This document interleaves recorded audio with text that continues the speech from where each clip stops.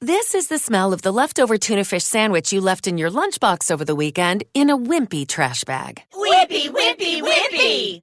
Blech! And this is the smell of that same sandwich in a hefty, ultra-strong trash bag. Hefty, hefty, hefty!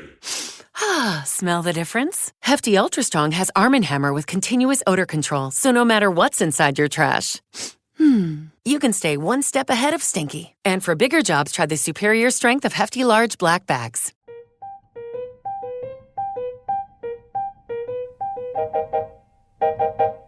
Hello, everybody, and welcome to a very special episode of Yeah, We Read It. My name is Laura Petro, and I'm one of your hosts. My name is Meggie Gates, and I'm your other host. And this is off our normal episode schedule. You normally have 2 weeks in between hearing from us, but today is very special because we've just wrapped up our first season, and we just wanted to give some closing thoughts on the Clique Series by Lisi Harrison. I'm still in disbelief that we actually finished this entire book series, and it still doesn't feel real. It is kind of shocking because for as much that I hated it, I equally times 7 hate read it. And I'm pretty shocked that we got through at least 10,000 pages? No, that's too much. It's like more like probably like close to 2,000 probably. Pages? Because each book's probably like 150, 190, somewhere 300 pages. So who knows? Yeah. But yeah, so this is going to be interesting because we usually are very, planned out with what we're going to discuss. And this is a freeform episode of us just kind of wrapping up our thoughts on the series. And at the very end, we're going to introduce our next season that's coming out next week. Very excited. I'm very excited. So we wanted to start this episode off by reading Lisi's goodbye letter in A Tale of Two Pretties, because I think this helped frame... Almost like this helped frame the series as a whole more so than the whole book did. I agree. It showed a lot of insight. Okay. Yeah, go ahead, Meg. So, a letter from Lisi. It is November 29th, 2010. I am staring at my computer screen faced with one of the biggest challenges of my writing career, and believe me, there have been many. But this one feels more insurmountable than all of them combined times 10. Because my editor just asked who I would like to dedicate this final Clique book to, and I seriously can't decide. My parents for teaching me to love and nurture my inner freak? Yes. My brother and sister for the lifetime of laughter? Yes. My husband for keeping me calm when I am spinning like Johnny Weir without the skates? Yes. The little creatures in my house who kiss me every morning before I go off to work? Mwah. My amazing editors for their brilliant guidance, contributions, and schedule juggling? Yes, yes, yes. The publicity and marketing teams who reminded you that I exist? Absolutely. My publisher and producer for backing me? Indeed. The team at Warner Premiere for turning the Clique into a movie? That was terrible. Certainly. The cast and crew who brought it to life? Uh-huh. My kick-butt agent for being so much more than a kick-butt agent? Given. Of course. My attorney and his team for making me feel like family instead of a client? Yep. My friends at MTV for the most inspiring and hilarious years of my life? Of course. Brilliant novelists who fill me with awe? Sure. My BFFs who have watched me year after year vanish into the cone of silence while I work on another book, who have heard me say, this is the last time I will fall off the face of the earth, I promise, only to watch me disappear again? Definitely. Spell check for making it seem like I was listening in English class instead of daydreaming? Yes, sirree. The teachers, librarians, booksellers, bloggers, magazines, newspapers, and critics who have supported this series? You betcha. The parents and grandparents who have bought my books and encouraged their kids to read? 100%. The chai tea latte makers, gum sellers, food delivery guys, sushi chefs, musicians, scented candle manufacturers, and internet inventors who have made it possible for me to stay in my office chair for 9 hours a day? Roger that. Clearly, hundreds are final dedication contenders, but only one can be worthy. So what does that mean? Is it a sign? Is the universe telling me it's not time to end the Clique? Should I keep writing about the Pretty Committee until I've managed to thank everyone who needs to be thanked? No. I'll admit I've considered it, but once again, as sad as it is, I have to stand by my decision and leave while the party is still going. I know you are disappointed. I have read your letters, thousands, and the comments on my blog, thousands and thousands, but it's time. Okay, and this is where it gets really important. Mm-hmm. In 2002, when I began the Clique, pop culture was different. Materialism was trendy. The more designer initials on a handbag, the better. Who are you wearing was more important than what you were wearing. Green stood for money, not the environment. It was a time of excess, and everyone was proud to wear their wealth on their silk sleeves. Friends were upgraded like cell phones, and girls seemed more loyal to a lip gloss brand than their besties. When I started writing the Clique, I wanted to show you how despicable bullying, snobbery, and elitism is by creating a character, Massey Block, who worked tirelessly and often heartlessly to maintain her alpha status. My goal was to show you that the so-called perfect girl is far from perfect, and that more times than not, she's more insecure than the not-so-perfect girls, Claire Lyons and Lane Agley. You got it way before the grown-ups did. I knew you would. Now, 8 years later, things are very different. The economy has tanked, snatching up a killer pair of boots from Target or H&M has become a bigger source of pride than a $5,000 handbag. National security is the new insecurity, and I pray that the fatal reports of bullying, cyber and live, have forced you all to take an honest look at how you treat each other. I don't feel as compelled to shine a light on shallow behavior as I did in 2002, simply because there's less of it. Is it gone? Sadly, no, but it's not as ubiquitous as it used to be. I also think Massey and the Pretty Committee have learned a lot about themselves and the true meaning of friendship. Are they perfect? Please. Who is? But they are more grounded than they were when the series began. So am I. Are you? As long as I write, I will always fill my books with goofiness. That's one thing that will never change, because that's who I am. And I can't thank you enough for accepting me, for coming back month after month, for joining the biggest clique in the world, for being final book dedication worthy. And so, A Tale of Two Pretties is for blank. My loyal, brilliant, always improving, wonderfully imperfect reader. You were, are, and always will be the wind beneath my freak flag. Until we meet again, I adore you. Love, Lisi Harrison. Yeah. A lot to unpack there, honestly. A lot to unpack. A lot to unpack there. I think the one thing I wrote down, I was like, oh, she's married and has kids. And that made me wonder how old her kids are. Yeah, maybe they're They're probably really young. Because I think she said they were little.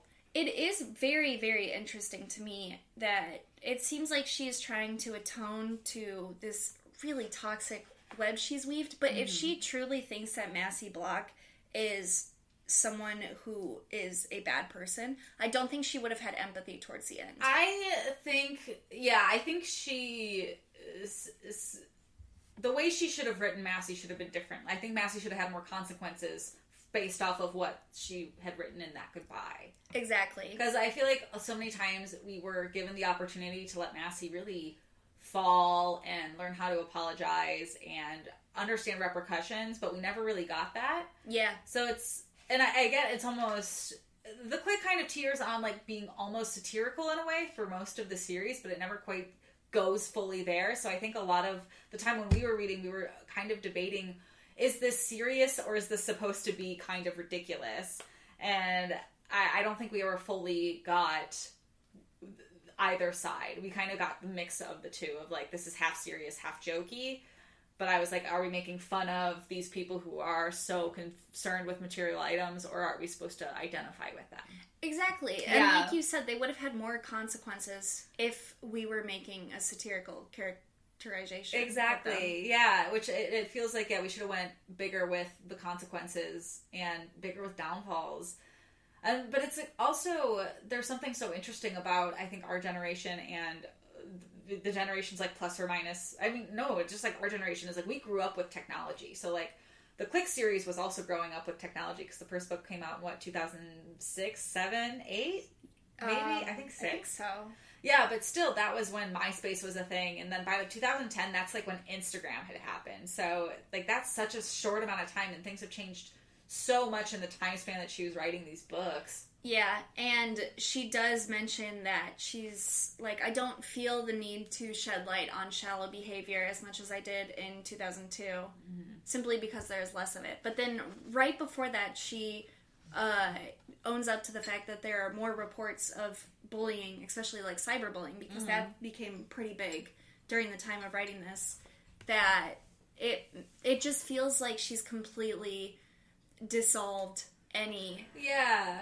And that's also, like the thing I remember, like when you look at old teen movies and even like teen books, teen TV shows, there's always the mean girl. Yeah. And she's so pretty and we're supposed to kind of idolize her, but TV books and movies have kind of strayed from that sort of character type because I think people are trying to realize, like, or trying to push that it's like, this isn't somebody we should idolize. But we don't get that from Massie ever. Yes. Yeah. Oh, no. Yeah. Because her insecurities just fuel her to do the ugliest things. Oh, she's so ugly. Like, inside. when she is confident, she's scary. Yeah. A little bit. But when she is unraveling, she's terrifying. And even when she's insecure, we don't see a good way of how to cope with stress. Yeah. There were so many times when you and I wanted to quit this because it wasn't filtered through anything that was even barely relatable. Yeah, we were never going to quit this. Let's get one thing straight. We were never going to quit this. But there this. were definitely times that we put the book down for a little bit. Because funneling this narrative through that protagonist, through the eyes of a bully, you either need them to have insecurities that are relatable, or you need them to not be so evil. She's so evil. She's so evil. And I think this series maybe would have been more successful had we viewed it through one of the other girls' viewpoints. Absolutely. Like, I think it would have been... Dylan probably would have been my top one. Mm-hmm. Because I think if we saw the book through Dylan's lens, we're kind of watching her... Because Dylan's very epitome of, like, that mid-2000s girl where she's very concerned with, like, image and all of this. And I think that's super relatable. Yeah. And she also is, like, the youngest sibling, and her mom's super famous. And, you know, in her friend group, she's kind of trying to make it fit in. And then this new girl comes along. I think that would have been a way better lens to view this series through. Oh, for sure. Because she would have been, I think she would have still been mean. Yeah. But all of it would have come from insecurity. And I think that would have been heightened from Claire coming in. And she's like, why does she have it so much easier? The same thing I think Kristen would have been, if I'm ranking them. Kristen would be second for me because now we have, and we would relate to this, the girl who doesn't have as much money, trying to prove that she still belongs in these girls that are so rich. Absolutely. Yeah. And, like, my parents had so many expectations of me in terms of academia and athletic that I would have been like, I can see this. Yeah, so I think, the thing I think we had the biggest issue with is reading this is, like, we just nobody can relate to Massie as a character. Mm-hmm. And the characters we can relate to, we don't see them in 3 dimensions. We only see them in passing 2 dimensions, briefly mentioned, briefly brought in, and the only time we really get to know Dylan and Kristen is P.S. I Loathe You and this final book. Yeah. And, like, excluding the summer series, because obviously we dive into those characters a lot more then. But I think we really needed more depth into this friend group than just Massie. Absolutely. We needed a different lens. And I feel like she was going after something that I think that she completely strayed from, which was that after, 2001 and not domestic terrorism, but, like, international terrorism, we were so nervous about that, was when consumerism was at such a all-time high. Yeah. Like, 2002 to, I don't know, probably, I would say maybe winding down 2008 was a lot of, like, brand awareness. Just boomed.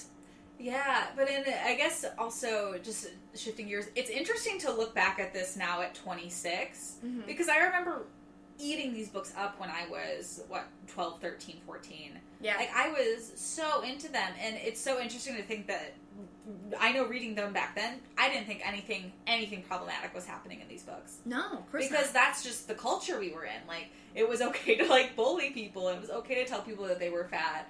And, like, the impact of those things wasn't talked about. No, yeah, which is so fascinating. There's no way to, I think, hold these books in a good light because it did promote so much bullying. Yeah. I don't think it shed a light on anything. I think this book really had potential to shed a light on these things, and but I think just with the time it came out, it wasn't quite ready for it. I think there are so many better books that do it. Like, I would say, I only vaguely remember it, and I know we will get to the series at some point, but, like, the It Girl series, when it was through Jenny Humphrey's point of view, she's so insecure, because she's coming from Gossip Girl, where they just fucking rip her to shreds. Yeah, and I think also, and I might be remembering this wrong, I remember the Private series. Yeah. And that was also, like, a really good thing, because it was this, girl that got a scholarship and goes to a private school, and she's kind of brought into this role, and there's a lot of bullying And it's kind of her understanding the insecurities of other people and also kind of breaking down those barriers, also while solving a murder. Yeah, exactly. I can't wait till we get to private. The crime aspect of that took over so much that but like in a good way. But and that's what makes me like read this book and be like, why isn't I think we need something more from this book rather than just like the surface level of like, oh, we're going shopping, we're going to a movie, we're starring in a movie, it's a kissing lesson.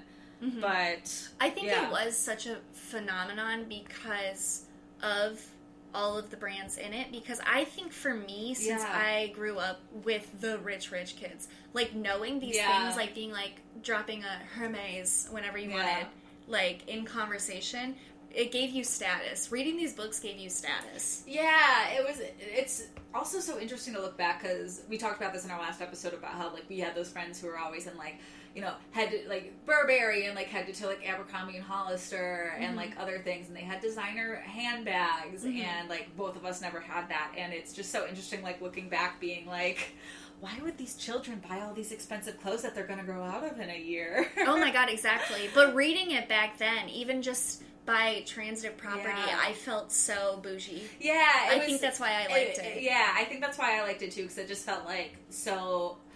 Lisi created a world that nobody really lived in, but maybe somebody did, that like maybe we didn't fully know, you know? Exactly. And I fantasized about Cam so much, but it's so funny now because Cam's not really even in it. Yeah, Cam's hardly in the book, also not that great.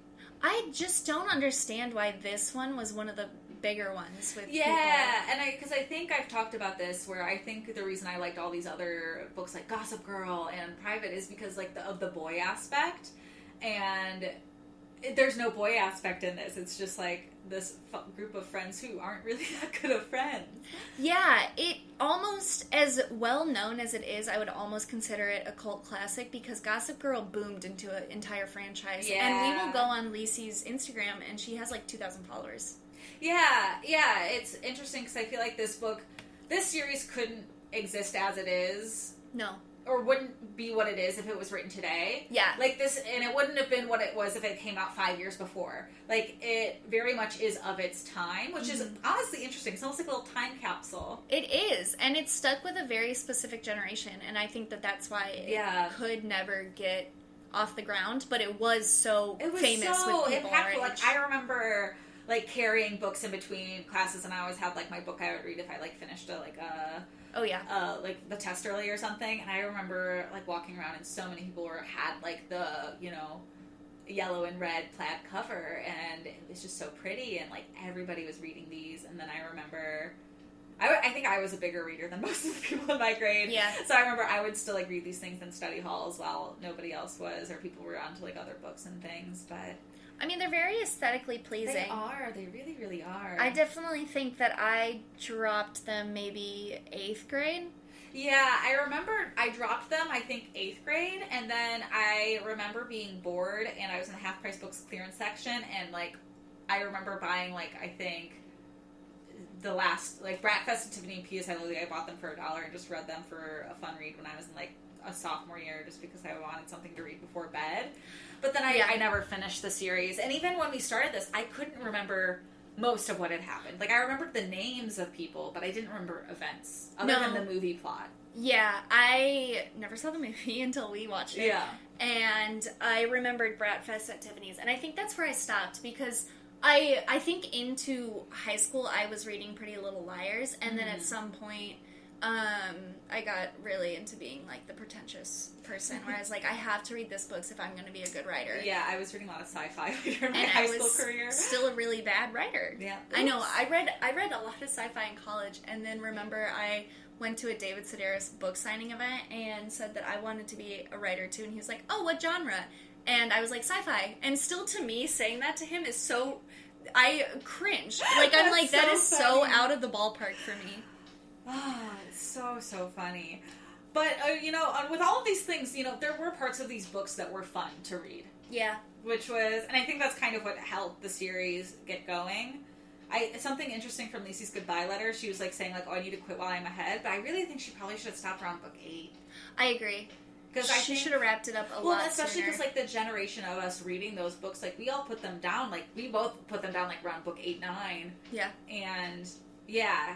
Well, it seems like, and too, you had that theory that you introduced about, what was it? It was After Boys R Us. Yeah, book 12. Where I kind of feel like, in a little bit, Lisi's writing mirrored Massey's downfall, because as the books went on, she kind of got more controlling and meaner. Yeah. And I feel like that was maybe Lisi being like, I have to pull out all the extremes right now, because people were probably losing interest. Yeah. We were growing up into, like, a place where it's like, 2010, I'm not going to read this my sophomore, freshman year of high school.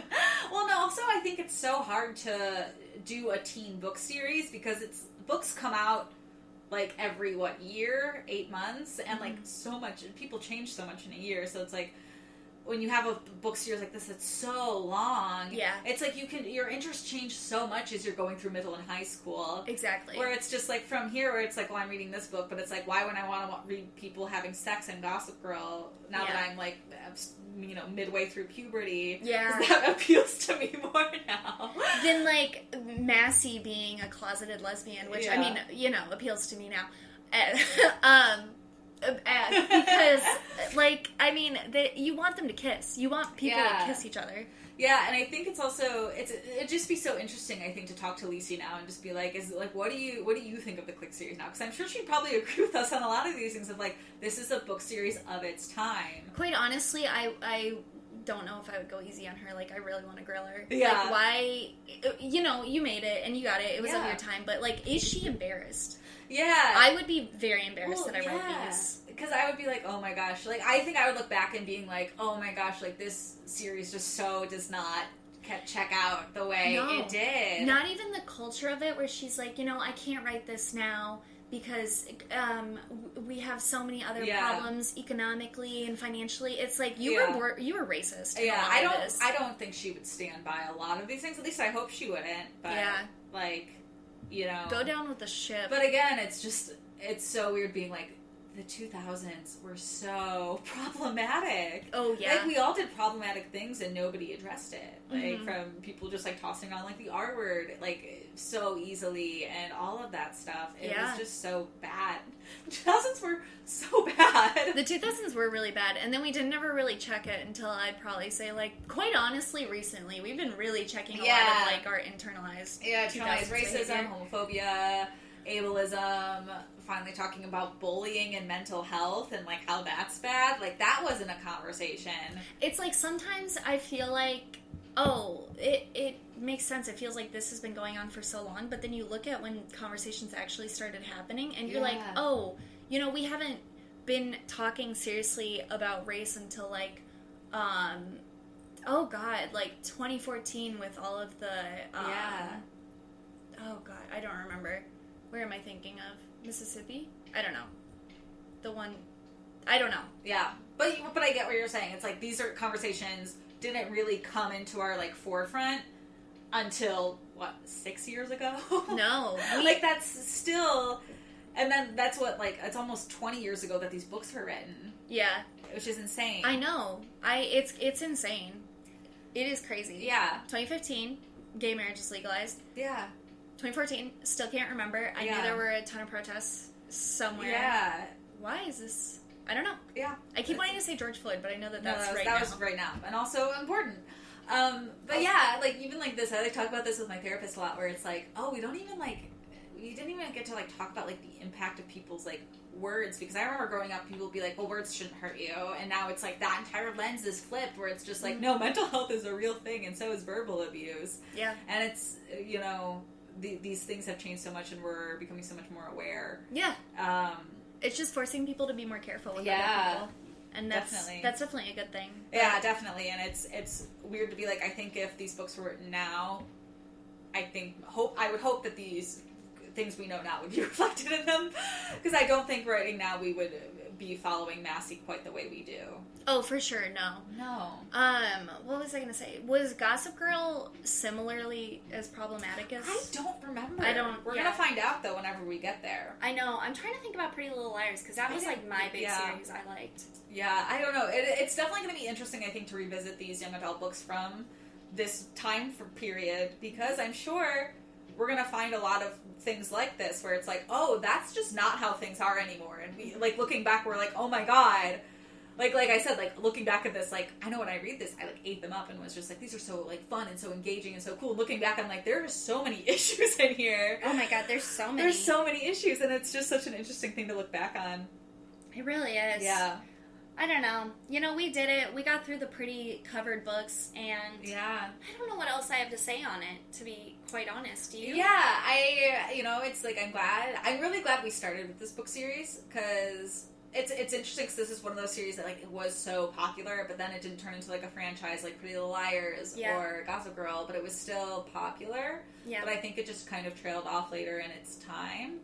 Yeah. I think it definitely also bred a lot of, like, classism. Yeah. in the people that... Because if I look back on it now and pick apart the people who did read this and how they behaved, it was definitely all people who tied status to brand awareness. And, I mean, it was a lot of, like, the rich people. And I don't think, you know, it's all subconscious how you behave, but I could definitely see people, not obviously being this outwardly bullied, but you could feel people turn down. I also love that we were having such a thoughtful conversation about these books that are so just material and vapid. Like, we've really dissected these in a very, like... Yeah, which is fun. Well, it is definitely interesting to see, because everything you consume in media, you internalize in some way. Yeah. You know, it's either we have socialized, like, cisgender heteronormativity because we've been given only love stories with, like, straight people. Yeah. Or we have, you know, things like this where I could easily pick apart the people who read this and be like, oh, you know, in some ways we wanted to emulate Massey Block because it seemed like she was the epitome of confidence. And now we're reading it at 27, 26, and we're like, this is such an insecure girl who is spiraling. Exactly. And needs a therapist. Yeah. I'm really excited to, like, look back at these through an adult lens from our, like, preteen selves. Yeah. Well, and it's like we've already talked about kind of what we would have liked. We would have liked to see this book from a different character's point of view. And I agree that I think that would have been a lot more impactful. But what would you say is, like, your favorite book from this series? Ooh, okay. So these are all of them? That's all of them right there. I have them as a stack so we can reference them. I kind of either want to say Dial L for Loser or Invasion of the Boy Snatchers. That's a really good choice. I also might put P.S. I Loathe You in that bracket too, because that Dylan and Kristen plotline was so good. Oh, that was fun. But I remember I reread Dial L a lot when I was a I did kid. too. And also Invasion of the Boy Snatchers is so, there's so much drama. There's so much drama. And like we said, it's like there's some parts of these books that are just so fun, and those moments of ridiculousness can be so campy and just, like, fun to, like, breeze through, like, especially with, like, the whole, like, Breakfast at Tiffany, like, makeovers and stuff like that. Like, it's just silly and fun, and there's parts of this where I'm like, oh no, that's not a thing. That's just, like, okay. For sure. I would agree. There's some times where it's very like, oh, they're having sleepovers, but that's kind of where we draw the line. It's more like, we're laughing at you, not with you. Yeah. And I guess, I think we should post this. I've written my fan fiction, but I think we should discuss where the Clique girls are now at our age. Oh, I mean, she summed it up in A Tale of Two Pretties at the end of the book that Dylan is a food critic and a plus-size model. No, but I think what we really think that they are. Okay, gosh, you know what? I bet Alicia is what are we? We're 27? Yeah. I'm not going to give them the best. Well, no, they have money, so they can be farther ahead in their careers. Yeah, I think Alicia has probably... Definitely working somewhere in fashion. I was going to say law. I think she probably shifted gears and followed her dad's footsteps. And I don't think she's a reporter. I could see her as like a legal assistant or something. Yeah, that makes sense. She kind of seems like she would have gone to Ivy League law school. Okay, that makes sense. I can agree with that. What kind of law do you think she's doing? Oh, that's a good question. Celebrity law. She is Kim Kardashian's dad. Or she's like a PR person. We look at the scenes of OJ and we see her in the back. Yeah, she's smiling. As the paralegal, she's just taking notes. Oh my gosh. And I think that's good for Alicia. For Kristen, I don't think Kristen continued doing soccer, like, after high school. Really? No. You don't think she would have in college? Maybe in college, but I think like after college, like she had to do something else. Maybe she's like PT, like a physical therapist. Oh, that's a good job for her. Yeah. I think that would make the most sense because, yeah, I just can't feel like I can't see her doing much of anything else. I also could see her randomly being like something in environmentalism. Yeah. Like, I don't know why I want to say marine biologist. I could see it too. Okay, that's crazy. Yeah. I was gonna say that. Weird. What would Claire be doing? I don't know. I saw a TikTok once where someone was like, Claire's a stay-at-home mom with Cam, and I don't want that for her. That's so funny, because I wrote my fan fiction, and that's kind of like the life I pitched for her. Like, she's getting married to Cam because she doesn't think anything ahead of it. It seems like she has so much potential to be in a creative career. I don't think she has the drive to do it. I think she got pregnant in high school, didn't go to college, figures out later on that she wants to go to college and makes Cam take care of the baby. And then maybe she falls in love with Massey. Shit, I don't know. Yeah. Well, read my fan fiction for more on that. I know, seriously. So for Massey, I'm going to pitch, because I brought this up in my fan fiction, that I think she moved to London. Okay. And she kind of pitched that they should all stay friends, but obviously that didn't happen. And she was working towards like a fashion something degree, and she was working at like a wedding dress boutique, and then after college she just kind of stayed at the wedding dress boutique and didn't start anything of her own. Yeah, she doesn't have enough self-discipline to be innovative. No, and I don't think she can handle, like, in a world of fashion where it's like so much criticism. Yeah. Massey can't handle that. No, for sure. I agree. I think more than anything she needs them more than they need her. Yeah, exactly. And I think Massey thinks that they need her, but they don't. I think they're going to do so much better without her. Yeah, which it kind of seemed like that's what Lisi was setting it up for in A Tale of Two Pretties. Yeah, and I think Dylan... I did also write this in my fan fiction. I think Dylan's reality TV show with her family took off, and she's just some, like, influencer now. Yeah. I could definitely see like, you could see it, right? She'd be, like, relatable, and she'd be funny. Like, yeah, I think in the fan fiction I wrote, I said she was an influencer that, like, for some reason hasn't been canceled yet. Yep. Yeah. Because you could see it, right? I could see it. Yeah. Yeah, that's so interesting. It's just interesting to think about these people as adults, because it's weird to see, like, I can't really see them as adults, but like, if I had to imagine it. I'm mostly so excited that we have finished this journey. When did we start? September we started reading? Yeah, I think we started prepping for this show in August, and then we released in October. So, like, we've been hustling, audience. Oh my god, and now it's February? Yeah. How many months have we been giving? And I think, like, when you guys are going to be listening to this, it's going to be March. Yeah. Because we're ahead of schedule. Yeah, so that's a few months of Clique World for us. I feel, honestly, so much more relaxed, like, letting this go. It feels...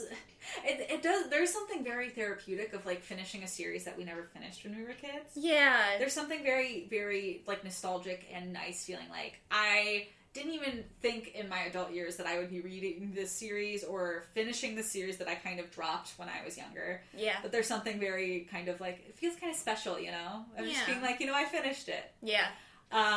But I think it's time. I know, I was thinking that too. I think it's time we announce our next season that will be coming out next week. Yeah. And I think we both agreed when we were planning kind of how this show is like, we know there's so many different young adult books and series and trilogies and things that we have big memories of and small memories of, and we kind of agreed that with, like, this chick lit Clique, we really wanted to shift gears entirely to a different style of, like, young adult. Yeah, kind of dystopian, futuristic. Yeah, because there's a lot of things that fall into that category. But also in the commentary of, like, I would say vanity and superficial stereotypes. And what you're expected of as a young woman. And so this was one of my favorite trilogies I read when I was younger. So I'm excited to see if it holds up. I only finished the first book. I'm excited. I loved it. And so next week, if you'll tune into us, we will be reading The Uglies Trilogy by Scott Westerfeld. I'm so excited. And very important, McG, who directed Charlie's Angels and also did the Babysitter series on Netflix, is actually coming out with the Netflix series of The Uglies, with Joey King And from I'm Kissing Booth. So excited. I'm really, really excited to I bet it's dive gonna into roll. this. Because it's also like, Uglies, as I remember it is such a commentary on superficialism and, you know, how people want to be pretty and the consequences of only focusing on your vanity. Yeah.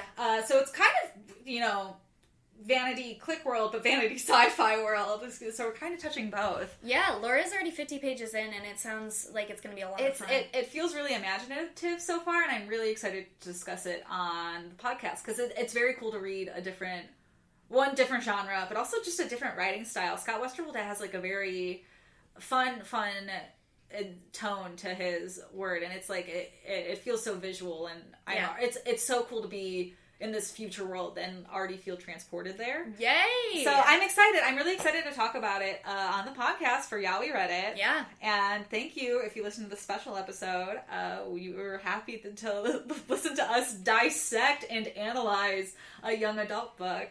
Yeah, there was a lot of bittersweet goodbyes, and we needed to get out, I think, before we started Uglies. Yeah, and this is our formal goodbye to season 1 and our formal intro to season 2. If you haven't rated and reviewed us on iTunes or Spotify, please do. If you're not following us on Instagram, please do. And we will see you guys next week for the Uglies. Yay! Uglies, the first book. I'm so excited! All right, goodbye, everybody. You were just listening to an Audio Mint podcast. This is the smell of a warm 3-day-old egg salad sandwich in a wimpy trash bag. Wimpy, wimpy, wimpy! Blech. And this is the smell of that same sandwich in a hefty, ultra-strong trash bag with new Fabuloso lemon scent. Hefty, hefty, hefty! Smell the difference? When life gives you stinky, get Hefty Ultra Strong with new Fabuloso lemon scent. It smells like clean, freshly picked lemons. So no matter what's inside your trash, you can stop the stink and smell the lemon.